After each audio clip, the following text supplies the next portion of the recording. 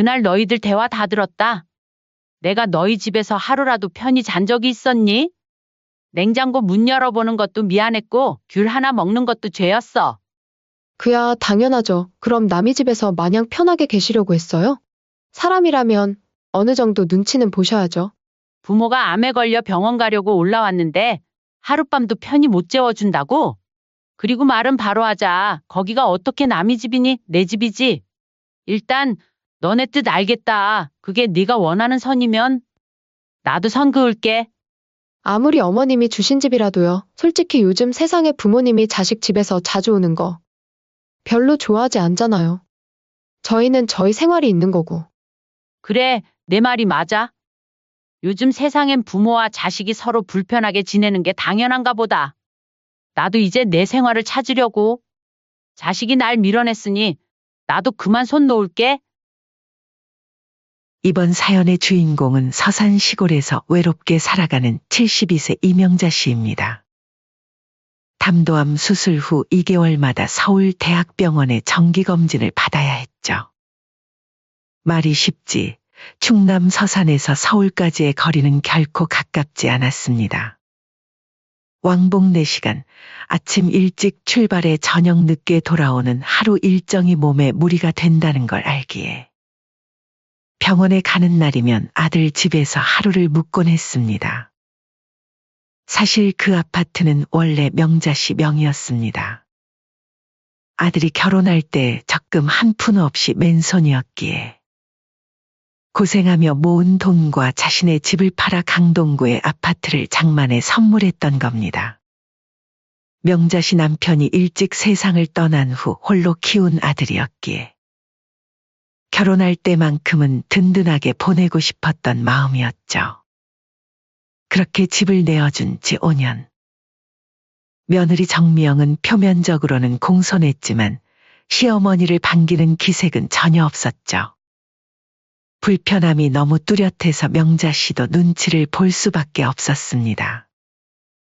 또 오신다고요? 아, 벌써 다음 주 검진이시구나. 그럼 준비해둘게요. 말은 그렇게 하는데 명자 씨가 오기로 한 날이면 꼭 안방 이불을 세탁기에 넣어버리는 일이 반복됐습니다. 마치 시어머니가 불편해서라도 모소게 하는 듯이 말이죠. 어머, 어떡하죠? 제가 깜빡하고 안방 이불을 빨아버렸네요. 덮을 게 없어요. 저쪽 방은 이제 창고로 쓰기로 해서 소파에서 주무셔도 될까요? 명자 씨는 마음이 상했지만 웃으며 고개를 끄덕였습니다. 거실 소파에서 자는 건 그리 나쁘지 않았습니다. 오히려 남의 방을 빼앗는 것보다 낫다는 생각까지 들었죠. 하지만 소파에서 자면서도 눈치를 봐야 했습니다. 아들과 며느리가 화장실에 갈 때마다 거실을 지나가야 했고 TV도 볼 수 없었으니까요. 아, 어머님 주무셨어요? 죄송해요. 물 마시러 나왔어요. 그럴 때마다 명자 씨는 눈을 감은 채 대답했습니다. 괜찮아. 아직 안 잤어. 병원 검진을 마치고 온 날이었습니다. 피로가 몰려오고 목이 말라 냉장고를 열었습니다. 과일 그릇에 귤이 몇 개 담겨 있어 하나를 집어들었죠. 그때 며느리가 주방으로 뛰어들어왔습니다. 어머님, 그거 내일 시우 간식으로 사둔 거예요. 요즘 감기 기운 있어서 비타민 챙겨주려고요. 명자 씨는 순간 손에 들고 있던 귤을 다시 쟁반에 내려놓았습니다.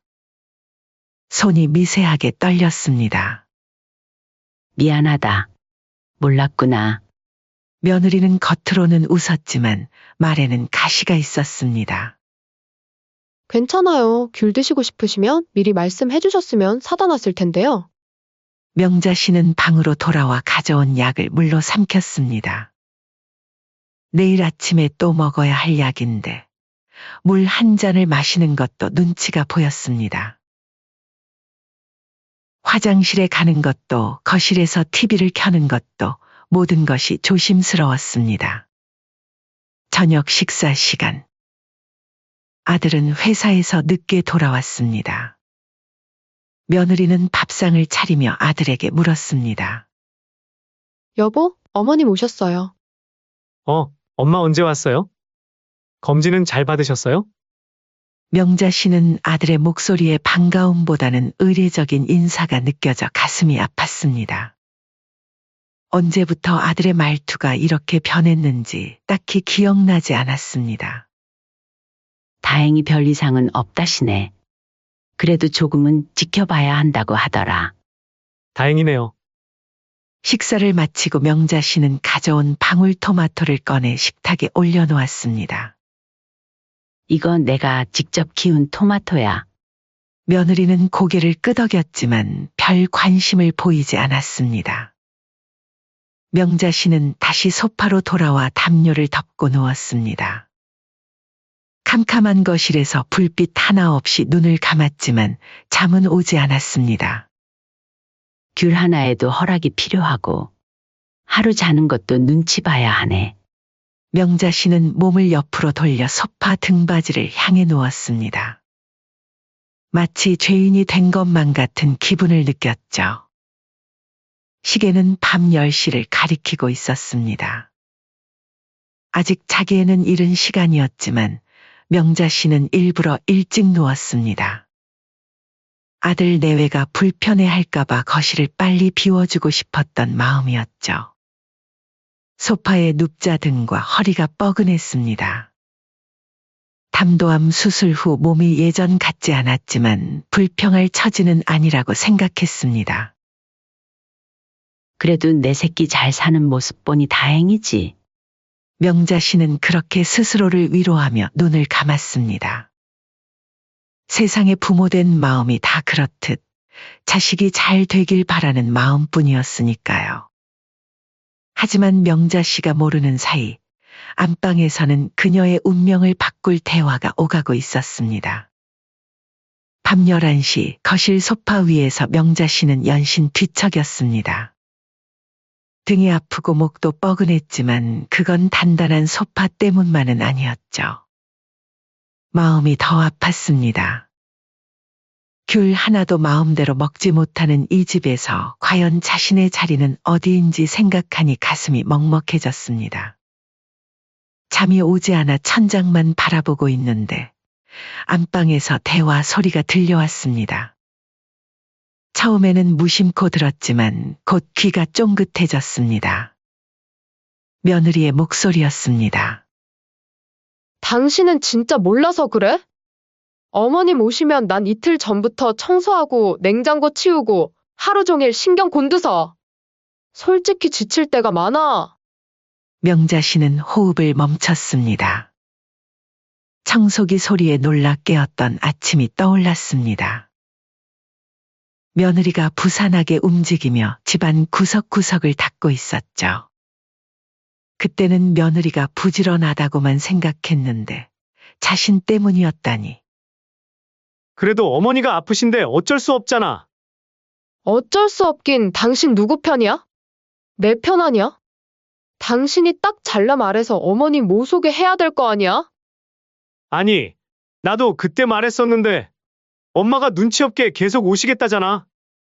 여보, 요즘 대학병원 주변에 깨끗한 모텔 많잖아. 제발 이젠 그냥 병원 근처 모텔 하나 잡아드리자. 솔직히 말하면 그냥 남처럼 지내고 싶어. 명자 씨의 심장이 쿵 내려앉았습니다. 남처럼. 그 단어가 가슴을 찔렀습니다. 자신이 낳고 기른 아들의 집에서 자신은 이제 남이 되어 있었습니다. 명자 씨는 숨죽여 아들의 반응을 기다렸습니다. 분명 아들은 반박할 것이라 믿었죠. 침묵이 흘렀습니다. 너무 길게 느껴지는 침묵. 그리고 아들의 목소리가 들려왔습니다. 그래, 너 말이 틀리진 않지. 엄마도 사실 좀 불편해 보이긴 해. 다음부터는 그렇게 하자. 모텔. 내가 한번 날 잡고 말씀드려 볼게. 명자 씨는 심장이 멎는 것 같았습니다. 자신이 그토록 아끼고 사랑했던 아들이 그토록 권했던 손자를 안겨준 며느리가 이제는 자신을 불편한 존재로 여기고 있었습니다. 그것도 이제는 남으로 취급하고 있었습니다. 안방에서는 계속해서 이야기가 오갔습니다. 그리고 어머님이 오시는 날은 신경 써야 될 게 너무 많아. 눈치도 없으시고 말이야. 어제도 냉장고 열어서 귤 꺼내시는 거 봤어? 내가 얼마나 놀랐는지 몰라. 시후 감기 걸려서 내일 먹이려고 특별히 사둔 건데. 명자 씨는 눈을 질끈 감았습니다. 귤 하나가 이렇게 큰 문제였을 줄이야. 며느리는 계속해서 불평을 쏟아냈습니다. 그리고 이불도 그렇고. 솔직히 우리 이불 다른 사람이 덮고 자는 것도 별로야. 아무리 시어머니라도. 명자 씨는 이불을 머리끝까지 끌어올렸습니다. 눈물이 볼을 타고 흘러내렸습니다. 자식을 위해 희생한 세월이 주마등처럼 스쳐 지나갔습니다. 남편 없이 홀로 키우느라 허리가 휜 날들, 학비를 마련하기 위해 밤낮 없이 일한 시간들, 그리고 아들의 결혼을 위해 모아둔 전 재산을 내어준 그 순간까지. 나라고 편하겠어? 나도 엄마한테 말하고 싶지. 근데 서운해하실 것 같아서 그래. 괜히 삐져서 집 준 거 도로 뺏어간다고 할 수도 있잖아. 가슴 속에서 뜨거운 것이 올라왔습니다. 분노일까요? 서운함일까요? 아니면 자책감일까요? 명자 씨는 결심했습니다. 더 이상 이곳에 있을 이유가 없었습니다. 며느리가 말한 대로 이제 남이 되어버린 이상 자신도 그에 맞게 행동해야 했습니다. 밤새 잠을 이루지 못했습니다. 천장을 바라보며 한평생 살아온 날들을 되돌아보았습니다. 아들을 키우며 꿈꿨던 노후는 이런 모습이 아니었습니다. 가끔이라도 함께 밥 먹고 손주들 재롱을 보며 따뜻한 정을 나누는 그런 가족을 꿈꿨는데 그렇게 밤이 깊어갔습니다. 시계는 새벽 3시를 가리키고 있었습니다. 명자 씨의 마음은 이미 이 집을 떠나 있었습니다. 가방을 챙기기 시작했습니다. 내일이면 또 이 소파 위에서 불편하게 자야 할 텐데 그럴 바에는 차라리 지금 떠나는 게 낫겠다고 생각했습니다. 나도 이제 선을 그어야겠다. 자식이 그어준 선 따라서. 그렇게 명자 씨는 조용히 소파에서 일어났습니다. 내일의 검진 결과를 들으러 가기 위해 하루 더 머물려고 했지만 이젠 그럴 필요도 없을 것 같았습니다. 가방을 조용히 챙기며 앞으로의 계획을 세웠습니다. 새벽 4시 반, 아파트의 창문으로 아직 떠오르지 않은 해의 어둠이 스며들었습니다. 거실 소파에서 뒤척이던 명자 씨는 이미 깨어나 짐을 싸고 있었습니다. 밤새 한숨도 자지 못했습니다. 귓가에 계속 맴도는 아들의 말이 가슴을 파고들었으니까요. 명자 씨는 옷가지를 정리하며 창밖을 바라보았습니다. 아직 어둠에 잠긴 도시의 불빛들이 마치 자신의 쓸쓸한 마음처럼 희미하게 깜박였습니다. 짐을 다 싸고 현관으로 향하는 발걸음이 무거웠습니다. 마지막으로 주방을 둘러보았을 때 식탁 위에 놓인 방울토마토 한 봉지가 눈에 들어왔습니다. 며칠 전 서산 텃밭에서 정성스레 키워 손수 따온 토마토였습니다. 명자 씨는 한숨을 내쉬며 그 봉지를 다시 가방에 넣었습니다. 남의 집엔 괜히 뭐 들고 오지도 말았어야지. 현관문을 열 때 소리가 나지 않게 조심했습니다. 문이 닫히는 소리와 함께 명자 씨의 마음도 닫혔습니다. 72년 생애 동안 처음 느껴보는 감정이었습니다. 자식에 대한 실망감, 배신감, 그리고 모든 것을 내려놓는 해방감이 뒤섞였습니다. 새벽 공기가 차가웠지만 가슴속 분노는 뜨거웠습니다. 엘리베이터를 타고 내려가며 명자 씨는 지난 밤 들었던 대화를 다시 떠올렸습니다. 남처럼 지내고 싶어라는 며느리의 말, 그리고 이에 동조하는 아들의 말들. 평생 자식을 위해 살아온 어머니에게 그보다 더 큰 상처는 없었습니다. 매일도 아니고 아파서 올라온 시모를 하룻밤 재워주는 게 그렇게 힘든 일인가. 아파트 로비를 지나 밖으로 나오자 을씨년스러운 새벽 공기가 얼굴을 쳤습니다. 길거리엔 사람 한 명 없었고 간간히 지나가는 차들만이 고요함을 깨트렸습니다. 명자 씨는 잠시 멈춰서서 아파트를 올려다보았습니다. 5년 전 아들의 결혼을 위해 기꺼이 자신의 이름으로 된 집을 내어준 그 순간이 떠올랐습니다. 성준아, 집 장만하려면 몇십 년 걸릴 텐데 엄마가 도와줄게. 그날 아들의 환한 얼굴, 고맙다며 엄마를 꼭 안아주던 그 순간이 눈앞에 아른거렸습니다. 몇 년 지나지 않아 이렇게 달라질 줄은 몰랐습니다. 명자 씨는 입술을 깨물며 택시를 잡았습니다. 터미널로 가주세요. 서산행 첫 버스를 기다리며 명자 씨는 병원 검진 결과는 어떻게 받아야 할지 고민했습니다. 하지만 그보다 더 큰 결심이 마음속에서 자라나고 있었습니다. 아파트, 그렇게 쉽게 내어준 아파트 말입니다. 법적으로는 여전히 자신의 명의로 되어 있었습니다. 그동안은 아들과 며느리의 집이라 생각하고 손님처럼 드나들었지만 이제는 달랐습니다. 버스 안에서 명자 씨는 창밖으로 흐르는 풍경을 바라보며 계획을 세웠습니다. 담도암 수술 이후 삶과 죽음에 대해 많은 생각을 했었습니다. 그동안은 자식을 위해 모든 것을 내어주는 것이 부모의 도리라 여겼지만 이제는 다른 생각이 들었습니다. 자신도 한 사람의 인간으로서 존중받을 권리가 있다는 것을 깨달았습니다. 서산에 도착한 명자 씨는 집에 짐을 풀자마자 곧장 부동산으로 향했습니다. 동네에서 20년 넘게 영업해온 김 사장의 중개사무소였습니다. 문을 열고 들어서자 김 사장이 반갑게 맞이했습니다. 어머, 명자 씨. 오랜만이네요. 어쩐 일로 이른 아침부터. 명자 씨는 차분하게 자리에 앉았습니다. 떨리는 마음을 가라앉히며 또박또박 말했습니다. 서울에 있는 아파트도 여기서 매물로 내놓아도 처리해 주시죠. 그럼요, 당연하죠. 서울 강동구 아파트요. 금매로 내놔주세요. 싸게라도 괜찮아요. 김 사장은 놀란 눈으로 명자 씨를 바라보았습니다. 아니, 그 좋은 아파트를요? 아드님 살고 계시는 곳 아닌가요? 강동구면 요즘 집값도 많이 올랐는데. 네, 맞아요. 그런데 이제는 정리할 때가 됐어요. 무슨 일 있으셨어요? 갑자기 이러시니.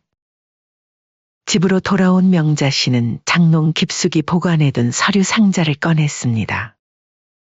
그 안에는 아파트 관련 서류들이 깔끔하게 정리되어 있었습니다. 등기부등본, 취득세 영수증, 그리고 아들에게 건넨 적 없는 증여계약서까지. 법적으로는 여전히 모든 것이 명자 씨의 명의로 되어 있었습니다. 옆에는 오래된 앨범도 있었습니다. 명자 씨는 앨범을 펼쳐보았습니다. 아들의 첫돌 사진, 초등학교 입학식, 대학 졸업식, 그리고 결혼식 날 찍은 가족 사진까지. 사진 속 모두가 환하게 웃고 있었습니다. 명자 씨는 그 사진들을 보며 천천히 손편지를 쓰기 시작했습니다. 성준아, 나도 내가 이런 결정을 내리게 될 줄은 나도 몰랐다. 펜을 쥔 손이 떨렸지만 명자 씨의 마음은 확고했습니다. 평생 자식만 생각하며 살아왔지만 이제는 달랐습니다. 귤 하나 마음대로 먹지 못하고 남처럼 취급받는 곳에서 더 이상 엄마로 존재할 이유가 없었습니다. 며칠 후 아들 부부는 등기 우편으로 집 매각 통보와 함께 명자 씨의 손편지를 받았습니다. 갈색 봉투 안에는 매각 진행 통지서와 함께 푸른색 편지지가 들어 있었습니다. 편지에는 이렇게 적혀 있었습니다. 이제 나도 너희처럼 하련다. 남처럼 지내자 했지? 그럼 그 집도 남한테 줄게. 내 정이 떠났으니 그 집도 정리하마. 오래 살았으니 아쉬울 수도 있겠지만 내가 너희에게 해준 것처럼 너희도 할 수 있을 거야. 편지를 읽은 아들의 얼굴이 하얗게 변했습니다. 떨리는 손으로 아내에게 편지를 건넸습니다. 며느리는 믿을 수 없다는 눈으로 편지를 읽고는 소리를 질렀습니다. 이게 무슨 소리야? 어머님이 왜 갑자기 이러시는 거야? 당신 뭐 잘못했어? 아들은 머리를 감싸지며 한숨을 내쉬었습니다. 그날 밤의 대화가 떠올랐습니다. 아내와 나눈 대화, 모텔에 대한 이야기. 설마 그걸 엄마가 들었단 말인가? 아들은 얼굴이 새파랗게 질렸습니다.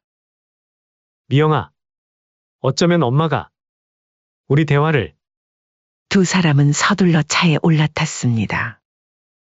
서산으로 향하는 길, 아들은 계속해서 전화를 걸었지만 명자 씨는 받지 않았습니다. 3시간의 긴 운전 끝에 그들은 서산 시골집 앞에 도착했습니다. 당황한 얼굴로 현관문을 두드렸습니다. 엄마! 문 좀 열어봐요. 엄마! 한참 후에야 문이 열렸습니다. 명자 씨는 평소와 다름없는 모습이었지만 눈빛은 달랐습니다. 더 이상 흔들림이 없었습니다. 웬일이니? 갑자기 찾아오고 엄마! 이건 너무하잖아! 우리가 뭘 그렇게 잘못했다고! 명자 씨는 담담하게 대답했습니다. 그날 대화 다 들었다. 내가 너희 집에서 하루 편히 잔 적이 있었니?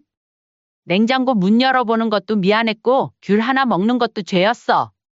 그게 네가 원하는 선이면 나도 선 그을게. 아들은 말문이 막혔습니다. 그제야 자신들의 행동이 얼마나 서운했을지 깨달았습니다. 뒤에서 며느리가 끼어들었습니다. 어머님, 저희가 뭐 잘못한 게 있다면 말씀해 주시지. 이렇게 갑자기 집을 파시다니요.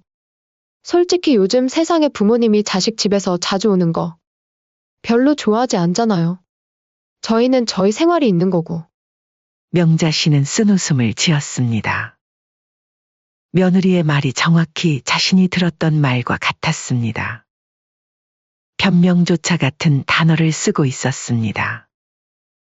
그래, 내 말이 맞아. 요즘 세상엔 부모와 자식이 서로 불편하게 지내는 게 당연한가 보다. 나도 이제 내 생활을 찾으려고. 자식이 날 밀어냈으니 나도 그만 손 놓을게. 아들은 고개를 숙였습니다. 자신들의 말과 행동이 엄마에게 얼마나 상처를 주었는지 이제야 깨달았습니다. 하지만 이미 늦었습니다. 명자 씨의 결심은 확고했습니다. 엄마, 우리 정말 잘못했어요. 다시 생각해봐요. 집 팔지 마요. 이미 매수자가 나타났단다. 계약금도 받았고. 며느리의 얼굴이 창백해졌습니다. 그제야 상황의 심각성을 깨달은 듯했습니다. 어머, 그럼 우리는 어디서 살아요? 요즘 전세가도 너무 비싸고. 명자 씨는 냉정하게 대답했습니다. 그건 너희가 알아서 할 일이지. 나한테 물어보지 말거라. 난 이제 더 이상 너희 엄마가 아니라 남이 됐으니까. 아들의 얼굴이 굳어졌습니다. 엄마가 정말로 그 대화를 들었다는 걸 확인한 순간이었습니다. 더 이상 할 말이 없었습니다. 명자 씨는 현관문을 닫으며 마지막 말을 건넸습니다. 한 달 안에 이사 준비하렴. 새 주인이 빨리 들어온대. 문이 닫히고 명자 씨는 거실 소파에 앉았습니다. 심장이 빠르게 뛰었습니다. 평생 처음으로 자식에게 단호하게 대했습니다. 평생 자식만 생각하며 살았던 어머니가 드디어 자신의 삶을 찾아 나선 것입니다. 눈물이 나오려 했지만 명자 씨는 참았습니다. 더 이상 누구를 위해 눈물 흘릴 일은 없을 테니까요. 그날 이후 아들은 매일같이 전화를 걸었습니다. 집을 팔지 말아달라는 부탁, 잘못했다는 사과.